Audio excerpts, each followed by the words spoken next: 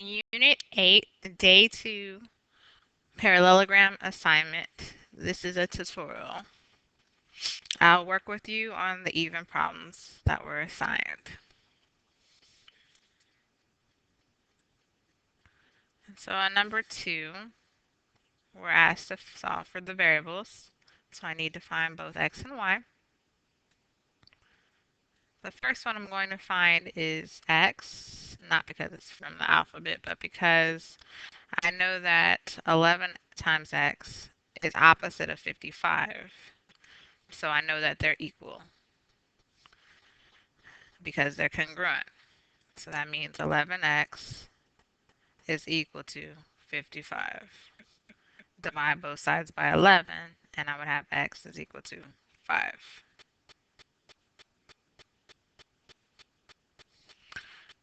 And then the next one I would find is y, because I know that y is supplementary with 55. In other words, they add to equal 180. So that tells me that 5y plus 55 equals 180.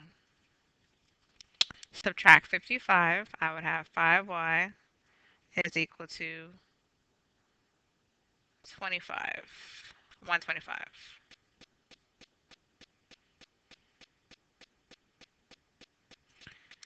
which would leave divide by 5, and y would give you 25.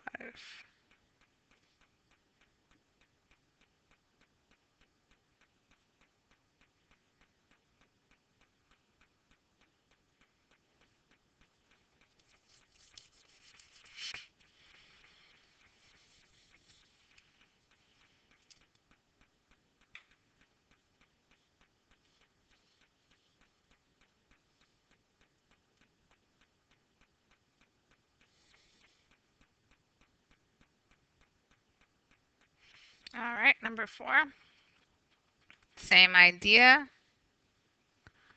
I know that 6x and 12x are supplementary because they're consecutive.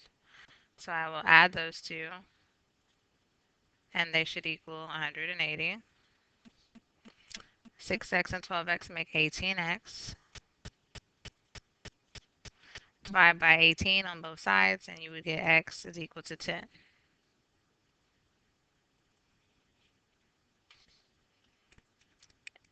And then I would substitute x back in to this one here. So 12 times 10 is 120. And I know that is opposite of 3y, so 3y should also equal 120. So divide both sides by 3, and you would get y is equal to 40.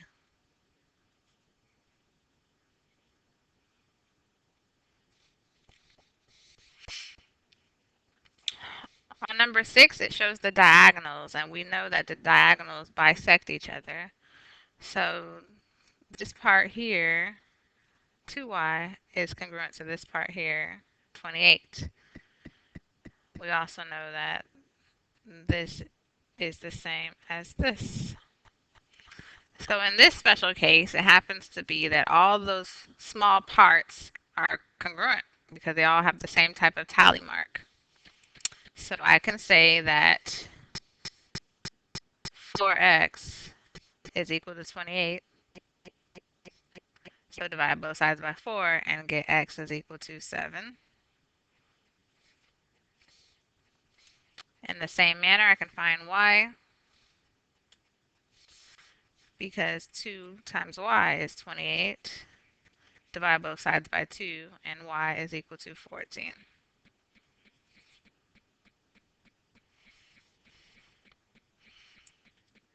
On this next one, problem 8, I would probably find y first because y is opposite, or 5y is opposite of 25. So they're equal. So 5y is equal to 25. So that means y has to be 5.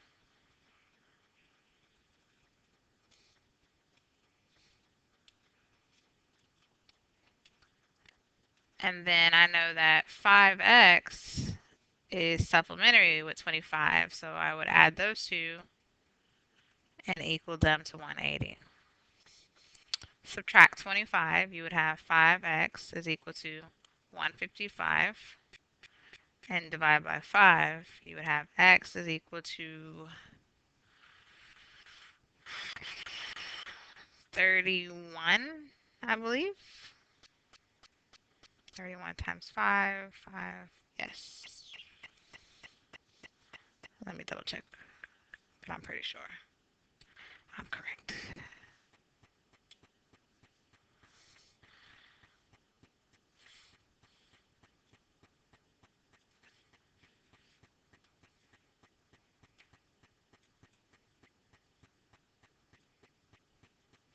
Yes. All right.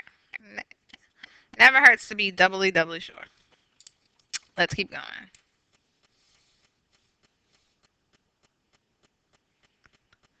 Number 10 and 12. Since it is a parallelogram, we know that opposite sides are congruent. So this side is congruent with this side, and this side is congruent with this side. So I can set up my equations. X plus 20 is equal to 3x minus 14 because they're congruent. Subtract x, I would have 20 is equal to 2x minus 14. Add 14 to both sides, you would have 34 is equal to 2x. Divide both sides by 2, and 17 is equal to x. Now I'm going to find y by using this equation here. 3y plus 2 is equivalent to y plus 20. Subtract y from both sides. You would have 2y plus 2 is equal to 20. Subtract 2 from both sides. You would have 2y is equal to 18.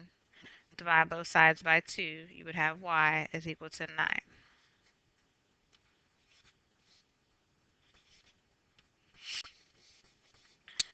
Number 12 involves a lot of thought processes. You first got to recall that the diagonals bisect each other. So this one is congruent to this one to this one. All right. So at the end of the day,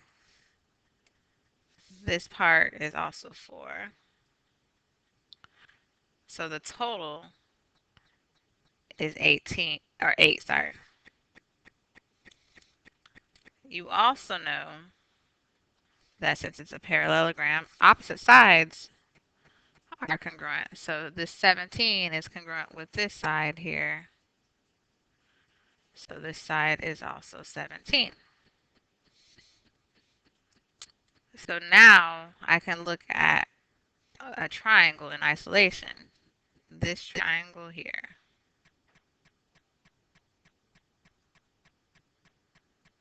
It's a right triangle where the bottom part is 4 plus 4, which is 8. You're looking for the other leg, but you have the hypotenuse.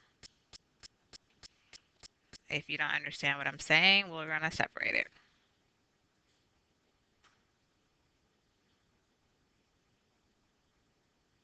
Again, this is 8, this is x, this is 17. So we're looking for x. We have A and C, so we're looking for B.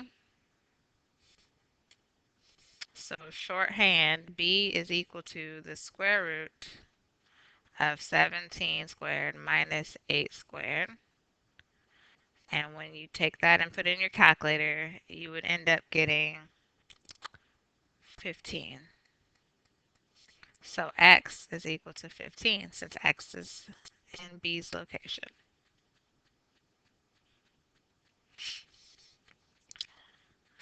Now we need to find y. So what I'm going to do this time is erase what I have highlighted.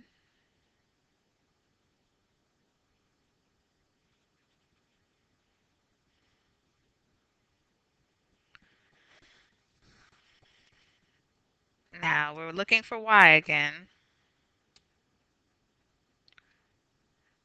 So essentially we're going to be pulling out or isolating this triangle right here, which again is a right triangle.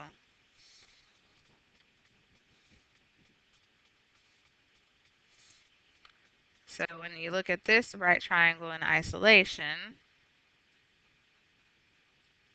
this is 15, this is 4, and this is y, which is what we're looking for.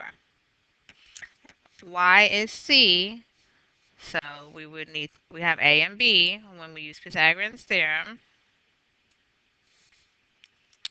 It would be y is equal to the square root of 15 squared plus 4 squared, which is equal to 225 plus 16, which is equal to the square root of 41. So that's the exact answer for y. Now let's approximate it by putting it into the calculator.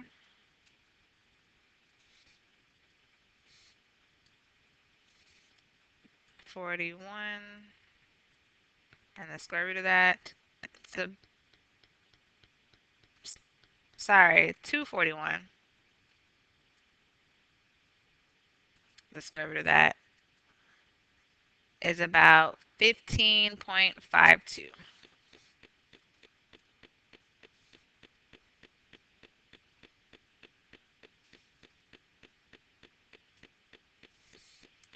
Put my 2 there. And again, it's about 15.52.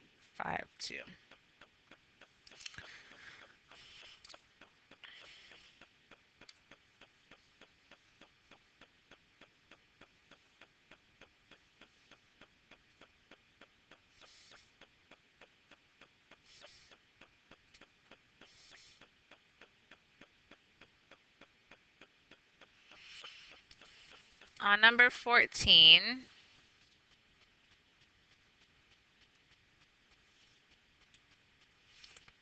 if I found the total between these two angles, I know that it's opposite these two angles. So they would be equal, right? So the grand total between 60 and 55 is 115, right? So with that being said, I know that 115 degrees is supplementary with 2y because they're consecutive. So I would take 2y plus 115 and equal it to 180. Subtract 115, you would have 2y is equal to 65. And then divide by 2, you would have y is equal to 32.5.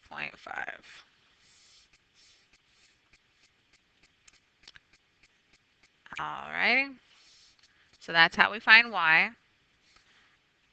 Same idea that 5x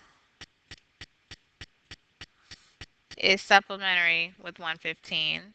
So you would say 5x plus 115 is equal to 180, which means 5x is equal to 65 divided by 5, so x is equal to 13.